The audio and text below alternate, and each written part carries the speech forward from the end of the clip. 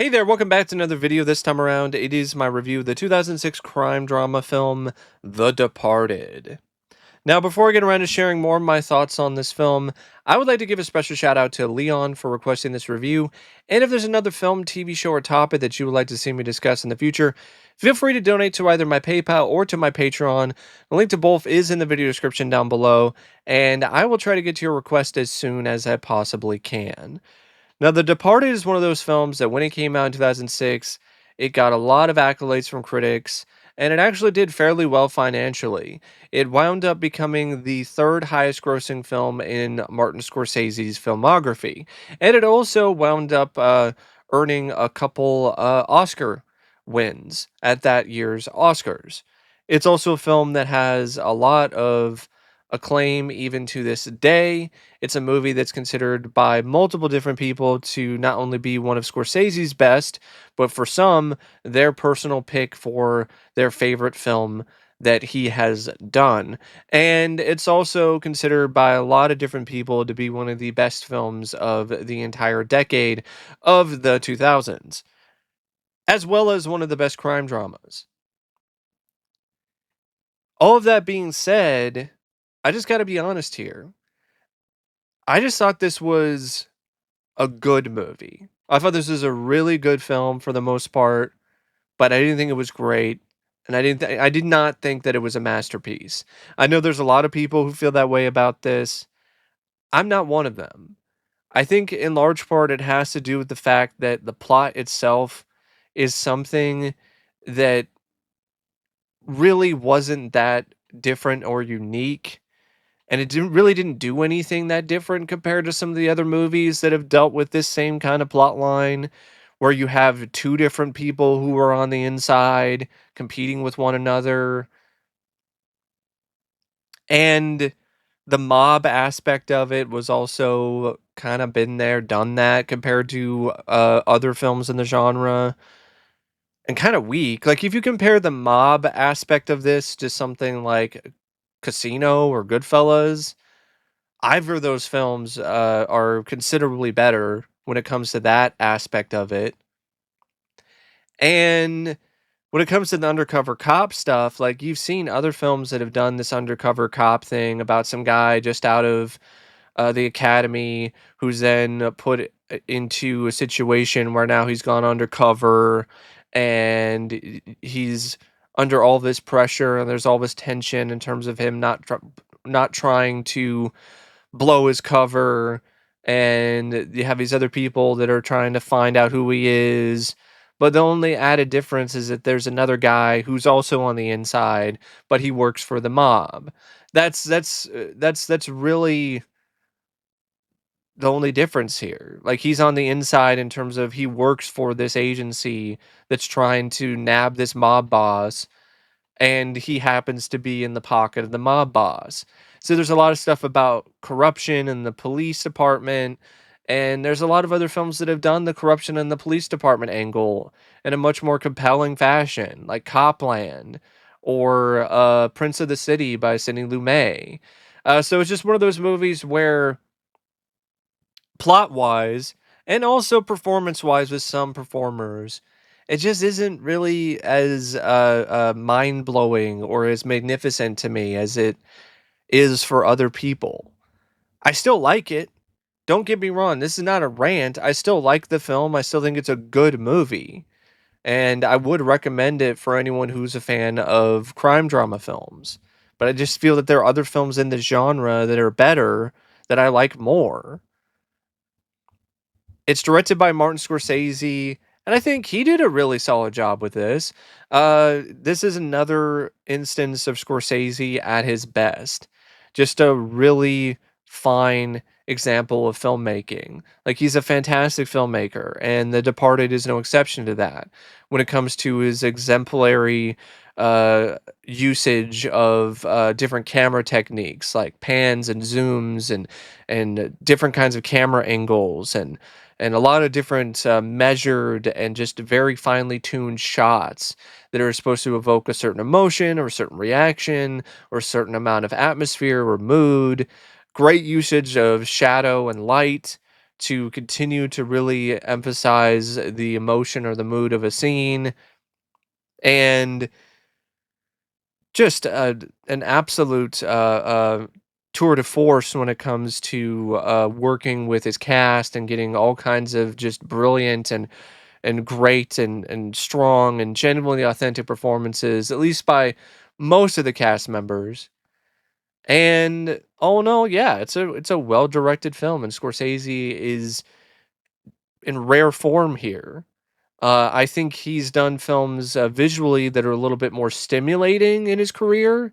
This is a little bit more safe and not as daring as some of the other movies that he's done, but it's still a movie that features some really well done shots, and it's a film that I think Scorsese has honestly done better when it comes to his direction, but I could still agree that this was still honestly some of the better direction from that year. So I don't really feel that his Academy Award was unearned by any means. Like, I think he definitely did a good enough job to earn that statue or the statuette, so to speak, for the Departed. Now, my issues with this film really lie with two things: the script and the cast. So, the screenplay by William Monahan, based on Eternal Affairs by Alan Mack and Felix Chong, it copies and carries over the main plot elements from the original film from what I've gathered. And it adds a few little tweaks here and there. And there's other stuff that's just completely improvised by some of the cast, namely Jack Nicholson. He did a lot of stuff with the character of Costello that wasn't even in the script. It was just all Jack. And the script definitely does suffer from some limitations that are attached to it because of the source material. Like I said, the fact that it's another one of those stories about a cop who goes undercover and he's trying to maintain this facade of being an actual member of this mob boss's crew, but in reality, he's a cop. That's something that you definitely have seen done before. And when it comes to the whole guy who's working for the agency that hired the guy who's on the inside in a different way, that's also something that's kind of been handled before in the past as well. So, due to those limitations, you can't really do a whole lot with that to really make things that unique. Also, I feel that the whole stuff involving a lot of these characters and the uneasiness and wondering whether or not so and so is going to get a bullet, that didn't really come across as well as I think the writer intended to me. I didn't really feel that sense of tension all the way throughout. I felt it in certain scenes, but I didn't feel it throughout the entire film. I think in large part it has to do with the pacing. I think this film's pacing, when it comes to the structure of its story, is a little too sluggish and kind of awkward at times. I think in large part it has to do with the fact that you got this love triangle that's thrown in there between the therapist and DiCaprio and Damon's characters, which I don't really feel is that strong. Kind of distracting from the overall focus of the script. Just kind of felt like something was thrown in there to pad the running time or to, add another dynamic to things, but it doesn't really do that much for me. It just feels like it's just something that's kind of forced in there. And you also have a lot of stuff involving Costello due to what Nicholson decided to bring to the character that leads to a lot of moments where it's very comical. And I appreciate a dark comedy like The Next Guy, but in this particular script and with the way that this story is told, it just makes the tone off. So that also affects the pacing and my ability to get invested in the story. And it's already at a disadvantage because of the whole undercover cop angle, because that's something that honestly has been done a million times. So like it's already at a disadvantage with that, and then you have these tonal shifts because of what the actor decides to bring to the movie that at times work, but other times they don't, and they take you out of the film, and it kind of brings things to a halt at times. So then you're you have moments where the film feels like it's starting to get going, and then it'll have some tonal issue, and then it'll stop, and then it'll take a little bit to get going again. So it never really has that moment consistently where things are just really flowing when it comes to the story, and things are very fluid and like nonstop to really build the tension to a fever point. You don't really get to that point with this film, at least not to me personally. And I also feel that the fact that a lot of the approach to these characters is either understated in terms of hiding, for instance, Matt Damon's uh, darker side, like hiding Sullivan's darker side for the majority of the movie. You don't really feel that intimidated by his character. You don't really find him to be as much of a threat, despite all the influence that he has on the story. And I kind of feel the same way about Costello because of the way that that character is handled, mainly because of Nicholson and what he is bringing to the character that might not necessarily even be on the page itself. And the ending, I give it points for being unexpected, and like one of the few parts of the film that was genuinely kind of unpredictable, because I didn't see it coming. So I will give the writer credit for that in terms of what happens to Costigan, and um, what ultimately happens to Sullivan at the end of the film too. It makes it so it's a little bit satisfying of an ending, despite the fact that Costigan met his demise in such a fashion. But it loses me with a very on the nose shot at the end, which shows a rat crawling around on a windowsill. That was just so on the nose to the point where it was just straight up cheeseball, cornball territory. And so that's what I mean. Like, there's aspects of this script that are just like that scene where the rat's crawling on the windowsill, where it's too on the nose and it's too, it's not subtle to the point where it's kind of banging you over the head. And I think because of that, there are moments with this script that can get a little tiring. I'm not going to say that there's a lot of these moments, but there are some moments like that that that can make you feel that way in regards to this script. And one thing in particular I don't really feel the script did a really good job with is really firmly establishing this bond between the character that Matt Damon plays in Sullivan and Costello. You have this bit in the beginning that's trying to establish that the two have this bond, almost father and son bond, that goes back to when Sullivan was a kid, but they don't really focus on that enough to really make that stick. So then when he's an adult and he graduates from the police academy, and he's now a state policeman, and now he's getting into all these different places within the state police, and he's communicating with Costello, and even have some of the moments like at the end when he's forced to shoot Costello, and there's this bit of remorse for what he's done.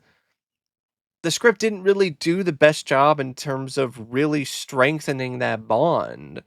I don't see those moments between the two where it seems like they're like father and son, or they're really close to one another.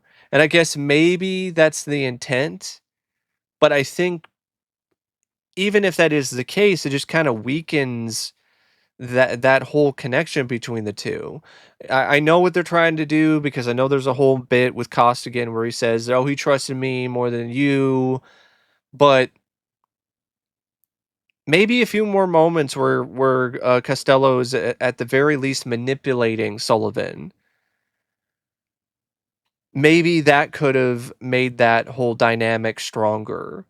Because as you have things set up in the script, it's just not as compelling when it comes to the stuff between the two. And arguably, that is the most interesting and compelling aspect of the script to me.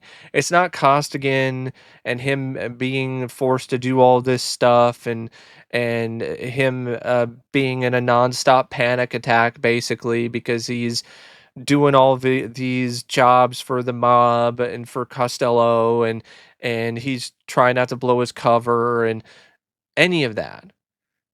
It's really the dynamic between this golden boy cop and this ruthless mob boss. And you just don't really get enough of that dynamic between the two, if you ask me. They communicate with each other. They have a few scenes, like the scene at the movie theater, which was fun, but I just would have liked more scenes like that and more moments like that between Costello and Sullivan. It almost felt like there was way more of a focus on Costigan and whatever he was doing than anything involving Sullivan and Costello.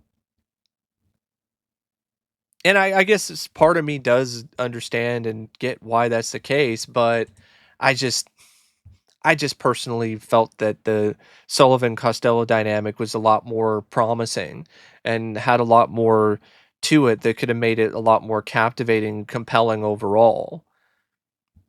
Another thing I felt was kind of not really that well handled was anything involving Dignam. I don't understand why this character is so widely praised. Maybe it's because the character says some quote worthy lines, some nice little jabs and insults. But other than and he gets like the final shot at the end, literally. But other than that, like this character is kind of weak. There really wasn't a lot to this character. You don't really know a lot of his motivations. You don't really know that much about him at all. And a lot of his lines is just him honestly just being so much of a over the top prick that it was honestly kind of laughable.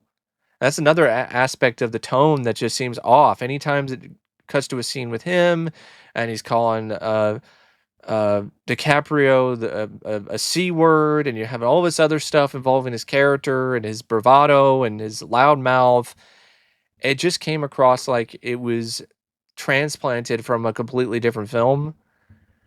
And it's almost like I'm watching an alternate version of his character from the other guys. Like it was just a weird inclusion. And I get why the character is there, but just the way that the character is written and the way that the character acts and behaves throughout the entire story, it just felt kind of out of place. And so there's a lot of stuff like that with this cast where and that is something that definitely affects the film for me. Is you have these out of place bits, whether it's the way that these characters are written or it's the way that the characters act. And there's another thing that isn't fleshed out nearly as much as Costello's crew. Like I really feel the film should have fleshed out the crew a little bit more in terms of their dynamic with Costello or their dynamic with each other. Um, because I guess a lot of it is just trying to be the whole Costigan thing and the stuff involving Sullivan and him trying to stay one step ahead of Costigan and trying to find Costigan and the two crossing paths and Costigan almost getting Sullivan, and then of course the ending of the movie. And I really like the final confrontation between the two, between Costigan and Sullivan. So the script did a good job building up the dynamic between those two and the antagonistic nature between the two of them. especially when you have that great line where Sullivan is like telling Costigan, "Man, just bring me in." Just, or actually, no, he's just like, just kill me, man." And Costigan's just like, "I've already killed you." Like that was a great line of dialogue, and there are some elements involving those two that are really strong and really good when it comes to this script. I even like the stuff involving Queenan and Costigan as well. I like the stuff with those two.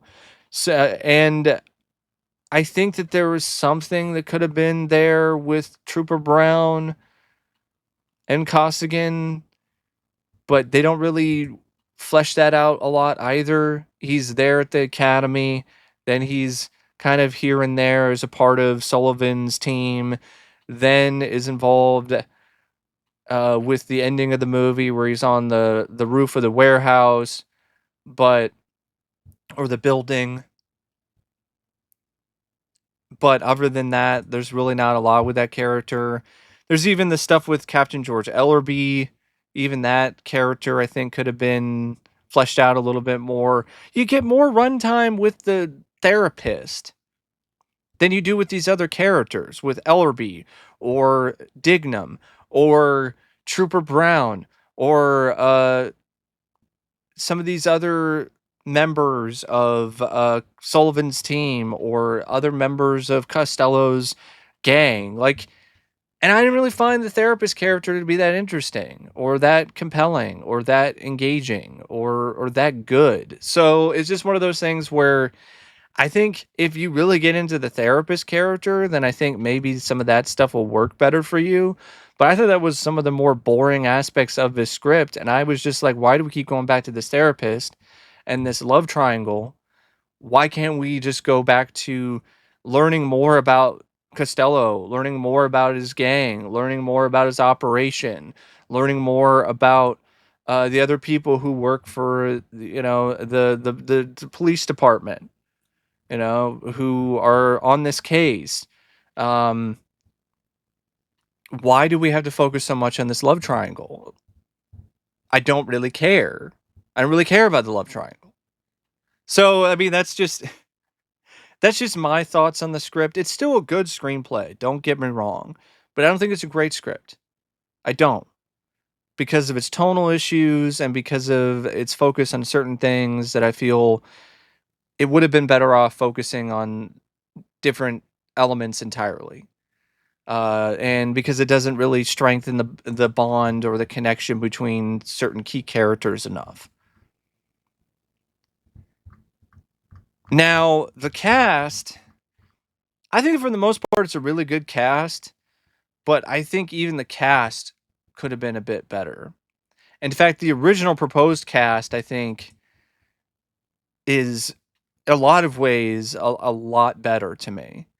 So, the original cast for this film, it was going to have Tom Cruise as Costigan, Brad Pitt as Sullivan, Al Pacino as Costello, Ray Liotta as Dignam, Robert De Niro as Queenan, and Mel Gibson as Ellerby. And I think a lot of the cast members that did work for this still did some really good work for the film overall. But I would have loved to have seen Tom Cruise and Brad Pitt play off each other again.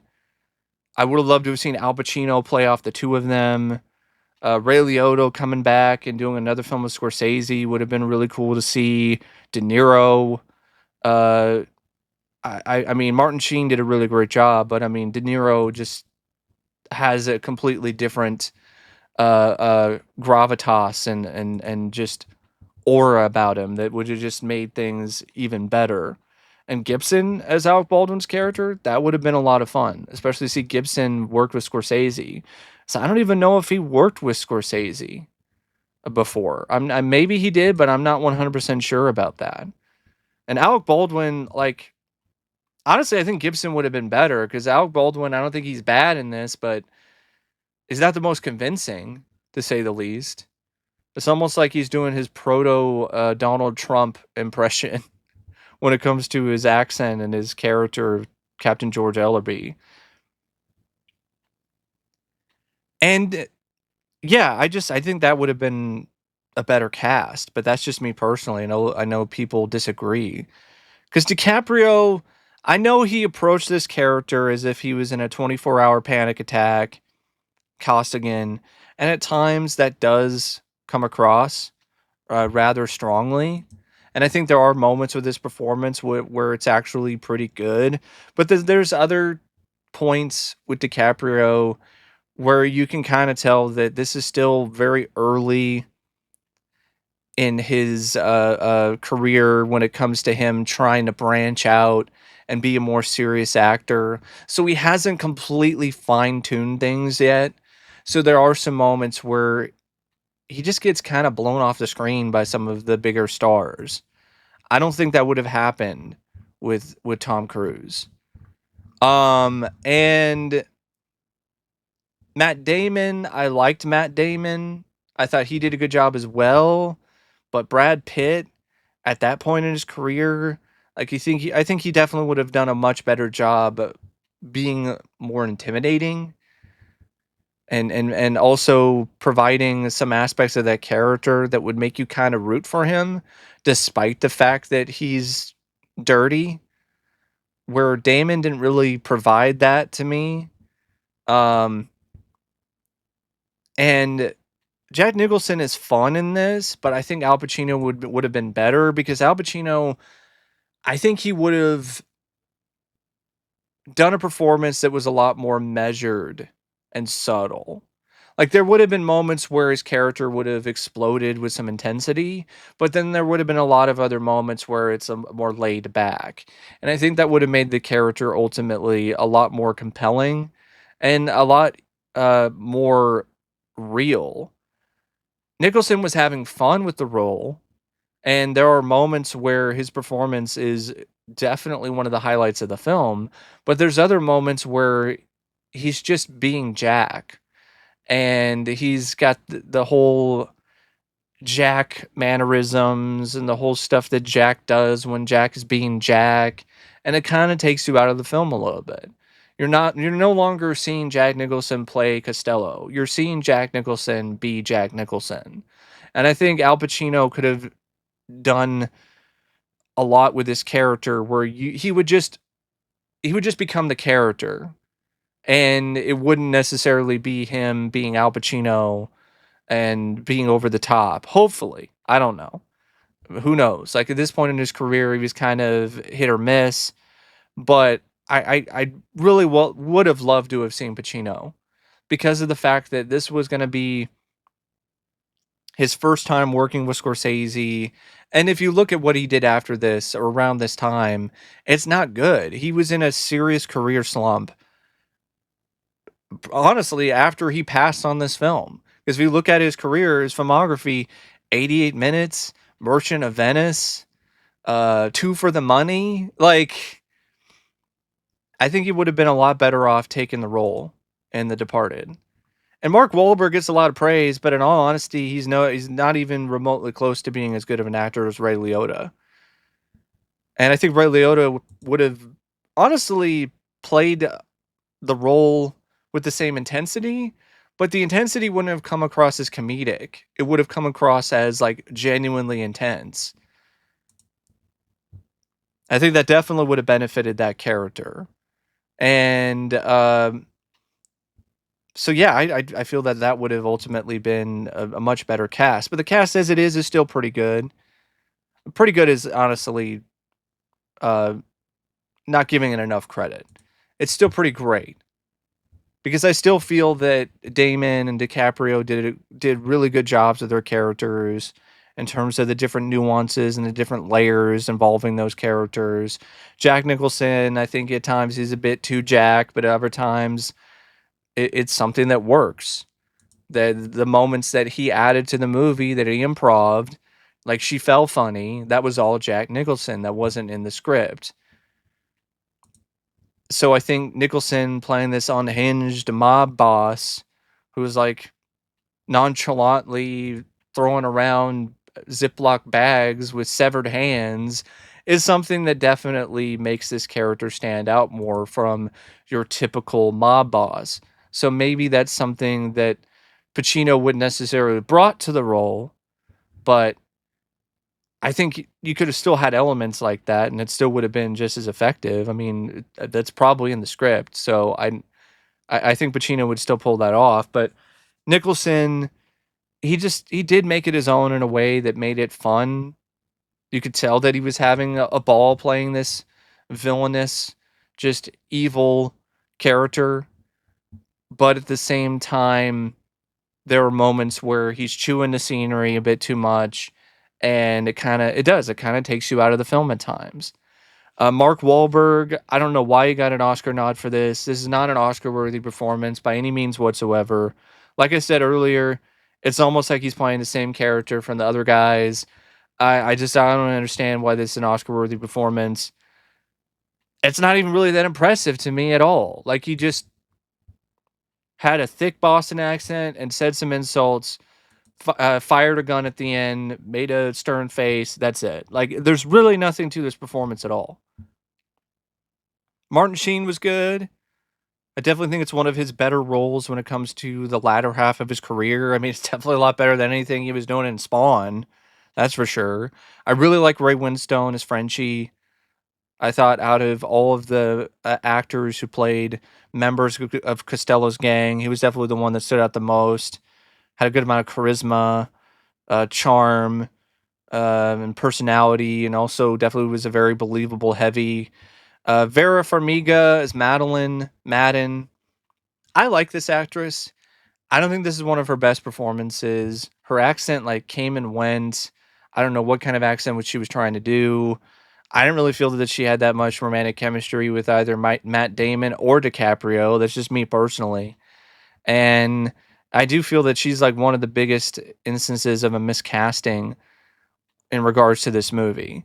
Apparently, Scorsese wanted to cast a more recognizable actress, but he couldn't get any of them to agree to do the role, or they had to save some money because they paid DiCaprio and Damon and Nicholson and all these other people like half the budget. So they went with Vera Farmiga, who at the time was kind of a relative newcomer. Alec Baldwin, fine for the little bit that he has, doing his proto Donald Trump impression. Anthony Anderson was nice to see him play a serious role, and I thought he did a pretty good job with that. You also have like Mark Rolston from Aliens, who's in this as Delahunt, so it's nice to see him again in another film. But really, it's mostly DiCaprio, Damon, and Nicholson's film, and the three of them are pretty good. Definitely, it's definitely a trio that works. I think there could have been a better trio, but I still think the trio works overall. The film also features some cinematography by Michael Ballhaus that, definitely is pretty strong. Film looks good. Um, at at points actually looks great. The editing by Thelma Schoonmaker, at times it's great. At other times it's kind of gimmicky and choppy. So that's one thing about the film, technique wise, that is definitely not on par with other aspects of the film when it comes to its technical production. Like the editing at times can be like really, really good, and worthy of being, nominated for the Oscar of best film editing, which it actually apparently won the Oscar for best film editing.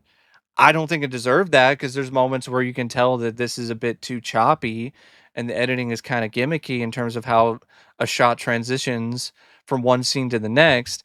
But it's still, at the end of the day, a well edited film. It's just not a film that, in my opinion, features Oscar worthy editing. I don't think it's consistently at a high enough level for it to honestly have deserved that Oscar, but that's just me personally. And the score by Howard Shore is honestly one of his most forgettable scores. I can't even remember a single note from the score for this.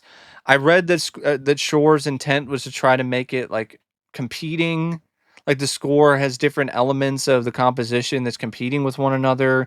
That's supposed to represent Costigan and Costello, uh, but I didn't really get that vibe. it didn't really come across that way to me, and a lot of it just sounded very generic.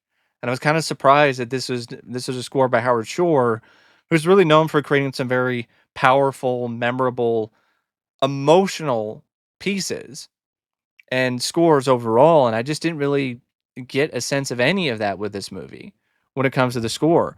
The more memorable elements involving anything music related was really some of the songs that they used for the soundtrack.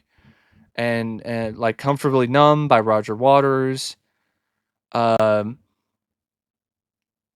of course, I'm shipping up to Boston. Give Me Shelter by the Rolling Stones. Not really the score by Howard Shore.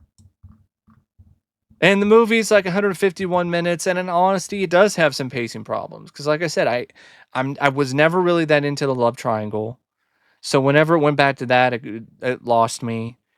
And when it comes to some of the undercover elements, it also wasn't as compelling or as interesting as it could have been, or other people felt it was. So it kind of lost me when it comes to some of those moments as well. There were moments where you're just kind of like, we're dragging this out still. Can we get can we get to the conclusion of this? Because it doesn't really feel like this needs to be dragged out this much. So that's just me personally. I know there's a lot of people who feel the complete opposite about the pacing when it comes to this movie.